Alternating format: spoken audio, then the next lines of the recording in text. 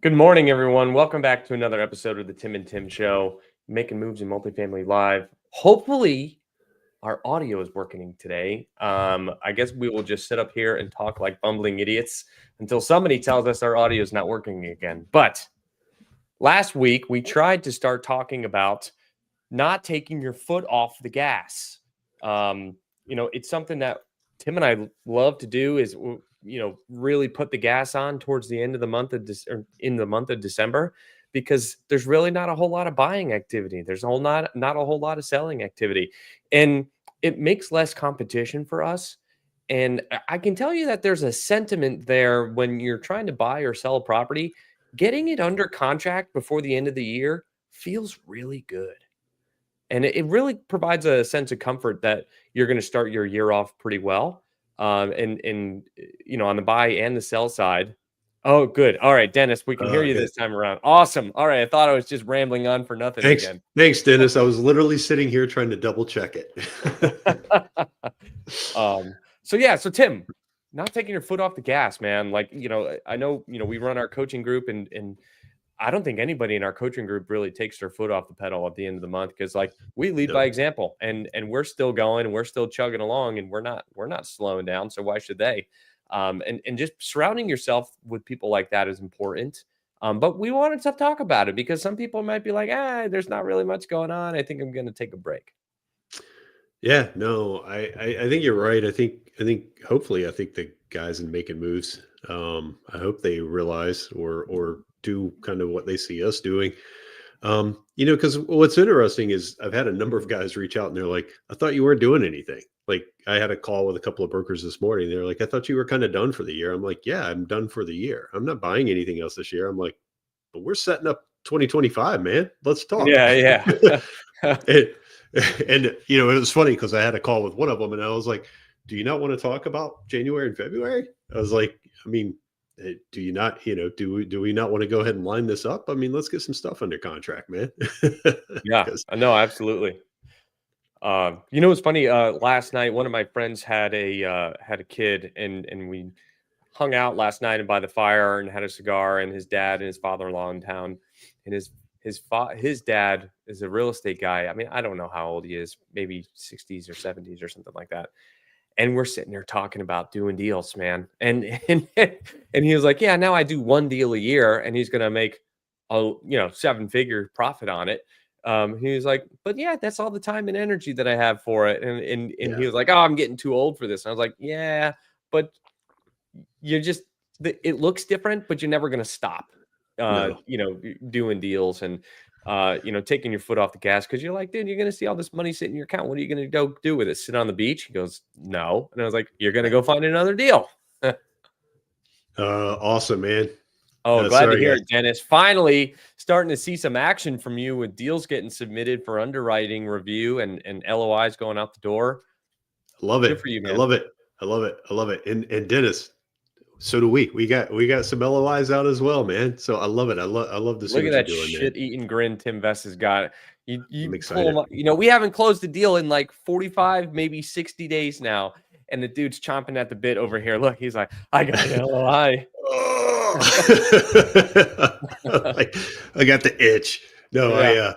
but it's funny. What's funny, not to get too far off track here, but Tim, what's funny is I think, folks know that Tim's working on purchasing something personally. I'm doing the same thing. It's always interesting when we go from like what we do in the commercial space and we step back into residential for a second. Because I'm like, holy shit, these people don't move. God, Yeah, I know.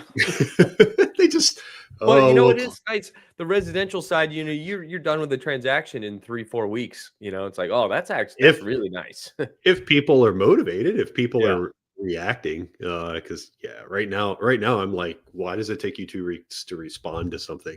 So but anyway, but yeah, Dennis, like we're in the same boat. We're putting LOIs out as well. But what's interesting is every year around February. Like Tim and I will inevitably close something in January or February, and they're like, "Man, you guys are already like hitting the ground running." And how'd you do it? And it's like because we've been working on this since October and November. Hmm. And like this year, we very clearly came on the show. We posted about it. We were like, "We're done for the year. We're done closing for the year. And I think that's kind of what folks missed is we're done closing. I'm like, but we aren't done sourcing at all. We're still, I mean, I'm still having just as many broker conversations when I'm on the road as I always have been, maybe even more right now. Because Tim and I closed on a portfolio of like what 12 properties this year, Tim, and The number kept changing. I don't know. Some yeah, came in, some dropped out. It was all over the place. it started as like 15 or 16, and then we kept peeling one off. But while we were working through that, I was like, man, I really don't have time to look at anything else. Don't really have any time to chat. So probably, like June, July, I wasn't having a ton of broker conversations, but since October, November, man, it's been broker conversation after broker conversation, seller conversation. I've been having a lot of seller conversations as well. But it's really interesting, how people kind of miss the idea that these deals take time. So if you want to close something in Q1, you better be working on it in Q3 and Q4. Yeah. Yeah. Yeah. It same goes when you're trying to sell something. I mean, not just on the acquisition side, but Yeah. Tim and I, we Good know point. when our debt schedules are coming due. We know when we have to refinance properties. We're literally talking about stuff that has to be refinanced or sold in July, August, and September of next year. We've been talking about it for 2 months now. I mean, we're Yeah. constantly looking 9 to 12 months ahead. So if you're taking the foot off the pedal in December, how are you really preparing yourself for what needs to be done in Yeah. those months? I mean, not to mention, I mean, buying and selling properties like takes a lot of thought and planning and strategy, but also like it's the end of December. I'm in high gear when it comes to finalizing financials, working with our accounting team that all the balance sheet accounts are reconciled so that we can send everything over to the attorneys and do our best to get K1s out on time. Will we Oh, get every single K1 out on time? Absolutely not. But it's not for the lack of not trying. I mean, we've been talking about this for 2 months now, trying to get everything wrapped up and operating agreements signed and cross the T's and dot the I's. And there's a lot of clerical work that has to go on in order to get, those K1s done in time. So, there's just, whether buying, selling, or back end stuff. I mean, there's just so much different things that you have to do. I really struggle to see how anybody stops working in December. no. Yeah. I used to kind of have this idea. I was like, hey, I was going to work my ass off January through November. And then I was going to take like the last 3 weeks of December off. And you know what? I tried that for 2 years in a row. Didn't work. So this year it wasn't even a thought that crossed my mind. I'm like, yeah, I'm just here. I'm just here. Yeah. I'm just, I'm just here. just another day. Yeah. Oh, Yeah. Christmas? Am I not allowed to go to my office during Christmas? Oh man. Can I bring my laptop downstairs? What's funny, Tim, is Thanksgiving was just a few weeks ago, right? And literally Thanksgiving Day, that afternoon, I'm sitting in my living room. I'm like, I'm not going in my office. I'm not going in my office. I'm not going. Like, I literally got to tell myself that. All right, entertain me, people. Say something funny. What should we do? What do we do for fun? What do we do? You want to talk about debt schedules? Of course, then somebody's like, "You want to play a board game?" And I'm like, "I'd rather go argue with an investor." Or GC. I haven't had a good GC fight in a while. I'd rather review insurance quotes. Yeah. Fun stuff though, and it's funny. But yeah, man. I mean, if you're not in the position to do acquisitions and sales and things like that, the other thing is not taking your foot off the gas doesn't mean that you have to be buying and selling transactions. It can be planning, right? Take the month, if you're struggling to find success, reflect on what you've been doing, what has been working, what hasn't been working. Yeah. Write down your goals, review your 5-year goals. Have they changed? If they have, that's okay. All right. That's the whole point, right? You continually change things and try to get down to a 1 year, 3 year, 5-year goals. And then your 1 year and 3 year goals, like really try to break it up into, 90-day sprints of what am I going to work on over this time period so that I can make sure that I accomplish my goals. Cause somebody told me this, I can't remember, Tim, remind me who said this, but they were talking about, instead of trying to boil the ocean, I'm going to try to boil a pot of water. And that's how you have to take a look at incremental progress whether it's done on a monthly or a quarterly basis so that you can accomplish your 1, 3, and 5-year goals. Tim and I do it all the time. It's exactly how we accomplish everything. I mean, it's been on my vision board that I was going to buy my dream house by December 31st, 2025. Well, we already bought the land and we're working on building on it.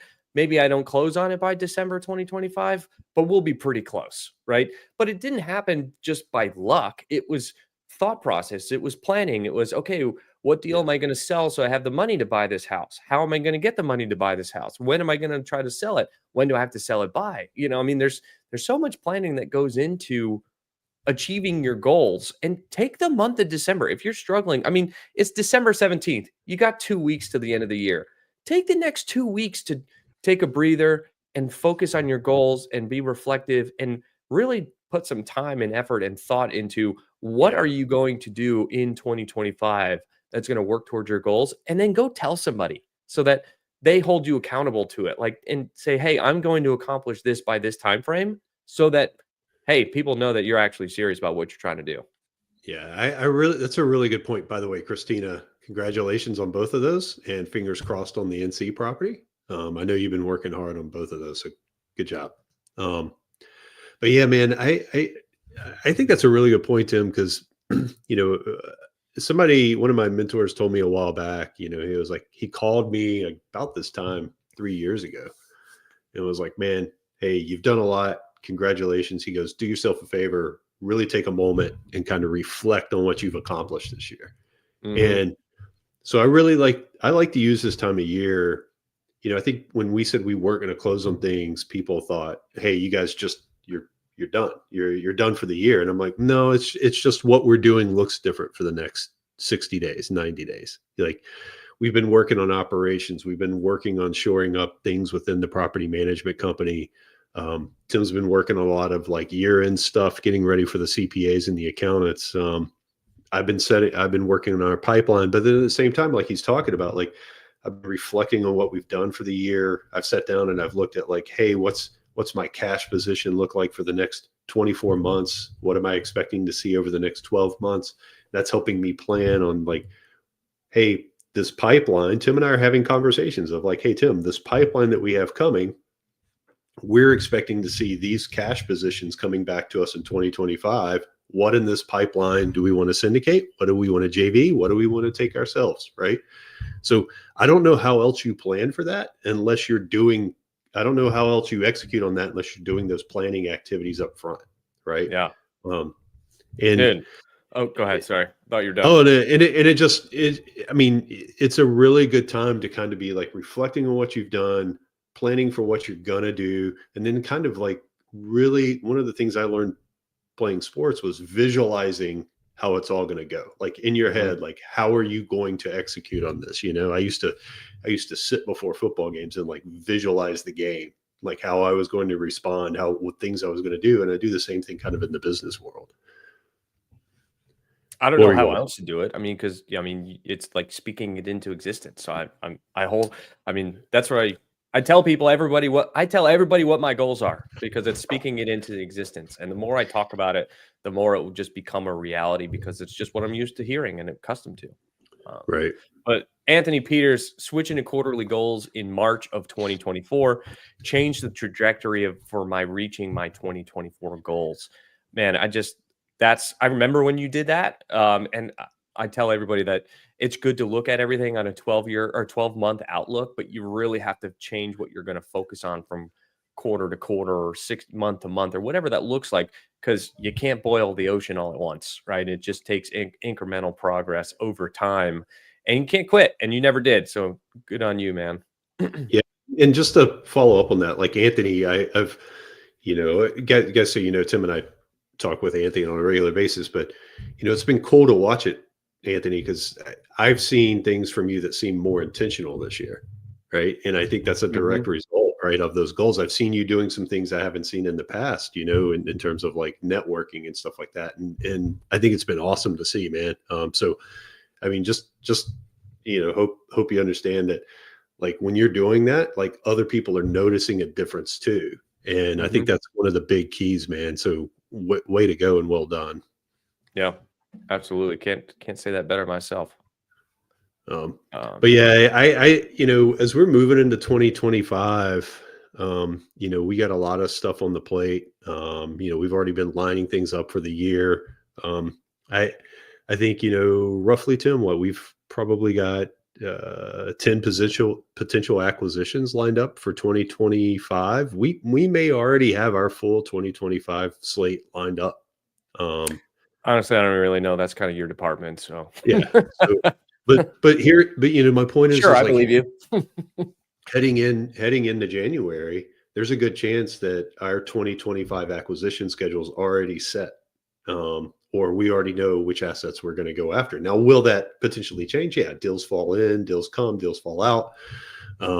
So obviously that could change, but the whole point is, like, hey, heading into January, not only are we reflecting on the year, we're planning our goals, things like that. We're already pretty much got our pipeline full at this point. And like I said, some pieces will move.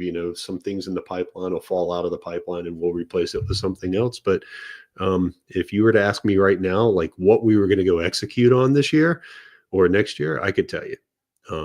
I could tell you with pretty good certainty, these are the things we're going to go after, right? Yeah, that's crystal clear. I like the clarity there. That's always good because it helps. I mean, it makes decision making very easy. Really, it really does. I think Nicole, I'm going to try that. Yeah. Nicole, I highly recommend it. Recommend it. Yeah, when you try to do everything all at once, it feels overwhelming and it feels like you're working really hard and you're not accomplishing anything. But yeah, it's intentional periods of time for sure. Yeah, and the cool thing about the quarterly piece, right, is like every quarter you pivot, you adjust, right? Like it's like, hey, I'm going to do this over the next 90 days. And then you realize you get there and you've done 75% of what you laid out. And then you realize, hey, there's 25% that really isn't important or is probably not probable this year. Bless you. Again. And so it allows you to pivot. It allows you to kind of stay intentional and, work on, quite frankly, it allows you to set stretch goals, but then see your progress toward those stretch goals in much smaller increments. Like Tim's saying, like, boil a pot of water before you try to boil the ocean, Yeah. So. And it looks different for everybody. And that's important. You have to identify what works for you. But the whole motto of this story is taking your foot off the gas doesn't mean it doesn't everything come down to, buying and selling deals. It could be goal setting. It could be reflecting. It could be, taking additional intentional time to reach out to investors that live in the area. Like maybe you're visiting family in a different state and you know of a couple investors you haven't talked to or haven't seen in a while. Hit them up. Be like, hey, I'm going to be in town visiting some family. I know we talked about some real estate stuff in the past. Let's catch up again. I just, I want to see what's going on, right? Being intentional, it can be investors, it can be operations, it can be whatever you want it to be, right? Being intentional with your time. It's just don't stop. Just don't say, hey, I'm just gonna, I'm gonna wrap it up and I'm not gonna do anything for the next 2-3 weeks and then walk away from it. Yeah. It's funny that we're talking about this, like, catching up with people and stuff, is like, as I've been working on this one personal item for me and my family, I told that broker very early on, I was like, hey, this has to get done before January because you lose me in January. I'm like, when January comes around, I'm heads down. I'm focused on the next like 9-10 months. And, but it's kind of interesting how you kind of come back to that and say, hey, I got the next 60 days to get this one thing done.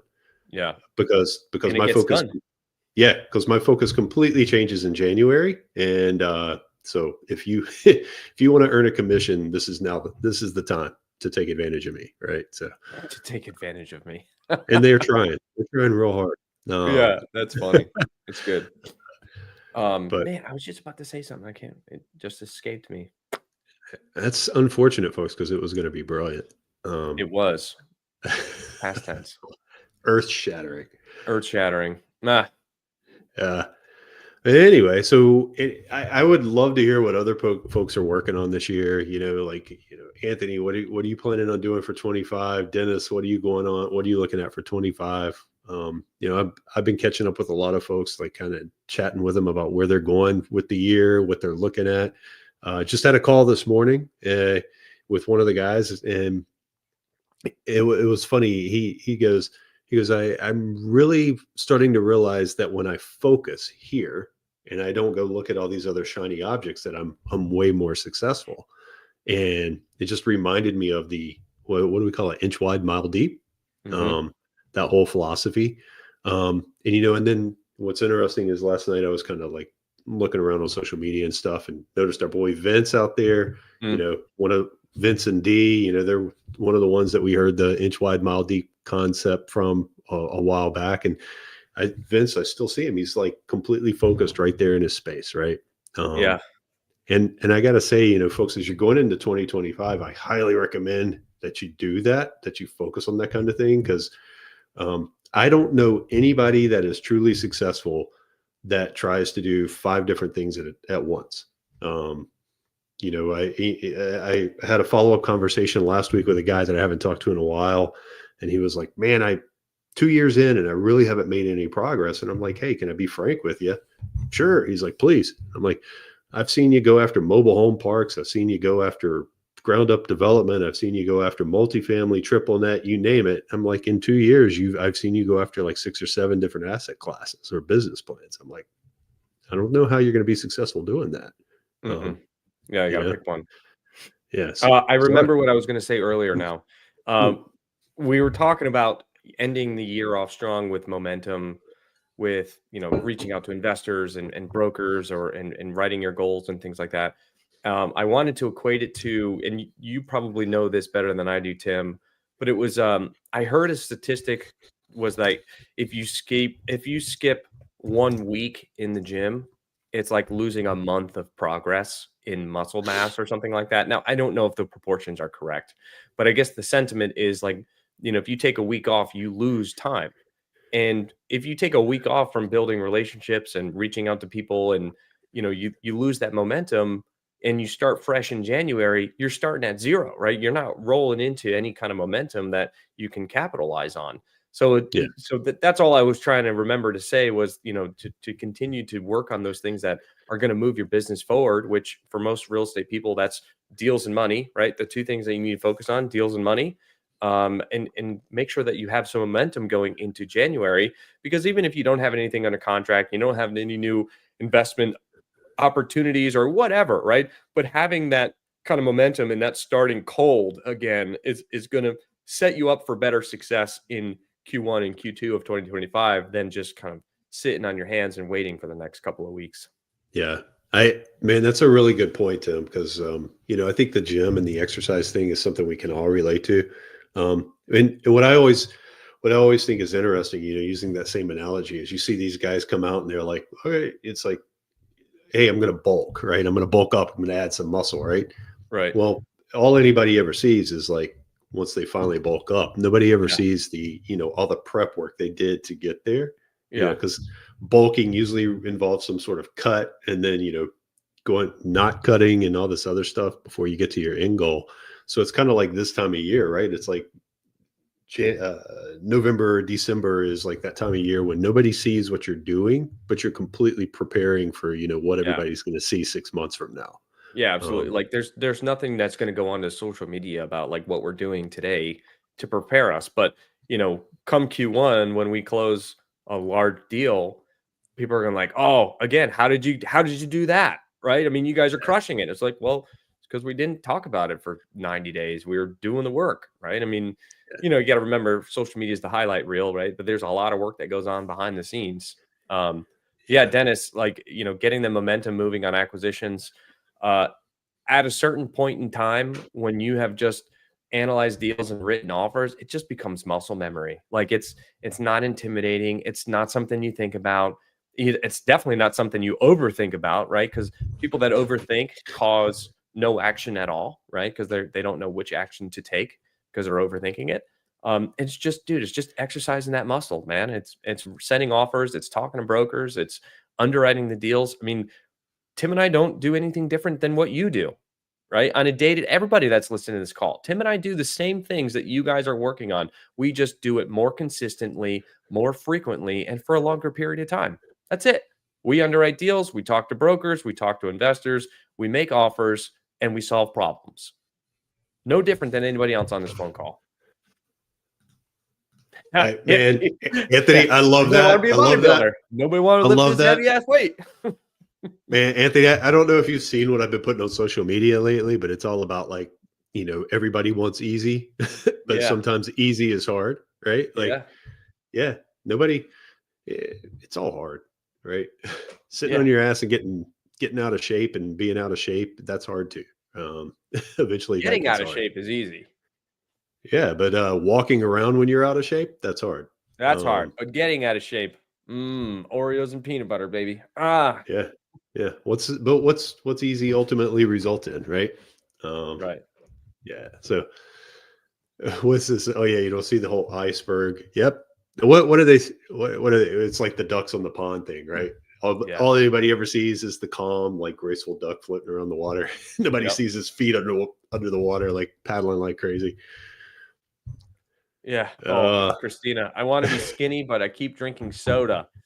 Man, that sin water, that's what that is, full of sugar. oh, this reminded me. My wife showed me some little meme last night, and she was like, somebody had come up with like, "Hey, I know what my business idea for 2025 is." They were said in January, I'm opening a gym, Mm. and in February, it's going to convert to a bar. Oh, now we're talking. I was like, that's actually a great business plan. Every Yes. January, it's a gym, but in February, when the resolutions wear off, it's just a bar. Yeah. It's funny, my gym actually got purchased yesterday, and we had all new staff and everything come in just the first day, and we're like, "What is going on?" They're like, "Oh, we bought it out." Like, Tally, put the peanut butter down. "Hey, hey, hey, what are you saying over there, huh?" Um, anyways, but yeah, we were talking about, and they were saying how they're gonna have to close the gym, I think, for Thursday and Friday because they're bringing all new equipment. I was like, "Oh, you gotta capture that resolution or momentum," and they're like, "You Yeah, know it." yeah, but I mean, that's the gym business model, though, right? Like, get you to sign up in January and then hope you don't come, And then yeah, and then make it really difficult to cancel. You or gotta at least, come down, you gotta sign this paper in yeah. person. Well, you're here, you might as well work out. Nah, just pay the 19.99 a month. Yeah, right. I don't even know what's a big gym cost these days. I don't even know. Um, Honestly, I don't even know. I don't even know what it costs. I just signed up. it's just on auto pay. It is, Uh, it just is. I don't know what it See, costs. folks, you're learning something else today too. The subscription model works. Yeah, there you go. Yeah. So, all right, guys. Tim, are we doing I don't think we're not doing a show next week because it's Christmas Eve. I don't know if we're gonna do a show the week after that because that's New Year's Eve. Yeah, I Um, don't think so. Unless you guys just want to get on and see me in a Santa hat and watch Tim eat peanut butter. How's that? uh, don't you threaten me with a good time because I'll show up. Yeah. I don't even know Um, what to say to that. so, Hey, all right, Todd, guys. what's going Well, on? thanks again. Appreciate you all. If we don't see you until the new year, thank you for everybody that joined consistently. Dennis Russell, you're one of the first people that log in and say what's up. So we recognize that. Appreciate everybody that has followed along and on our journey and has learned things from us and have taught us things along the way.